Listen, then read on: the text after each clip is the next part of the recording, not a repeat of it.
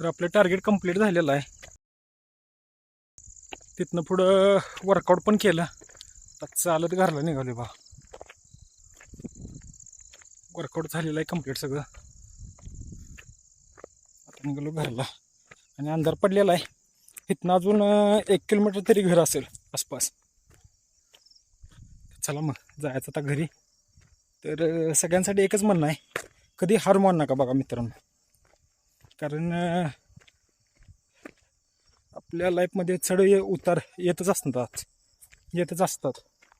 पण त्याला कसं सामोरं जात आहे ते तुमच्या हातात आहे.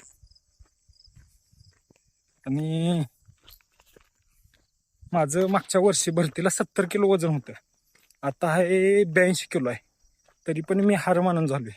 तर तुम्ही पण मानू नका, मग ती कोणत्या पण क्षेत्रात असून दे. असं नाही की भरती क्षेत्रात, पण हार कधी मानाय ना मित्रांनो. तर बघू शकता इंजरी झाल्या तरी सकट रनिंग करायला लागलोय. आणि इंजरीमध्ये रनिंग करणं सोपं नाही, कारण की मला माहिती आहेत वेदना कशा प्रकारे होतात ते. त्यामुळं हार कधी मानाय नाही.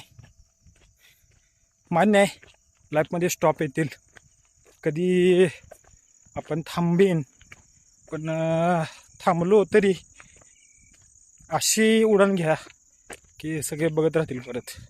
कारण की लाईफमध्ये असं होतंच की तुम्ही एक वेळ अशी तिकी करून करून जरा स्टॉप घेता आणि ते वेळ पूर्ण आपलं मागे पडतो आपण. ते वेळ तिथून पुढं अनेक हाय इथं येण्यासाठी खूप कष्ट घ्यावे लागतात.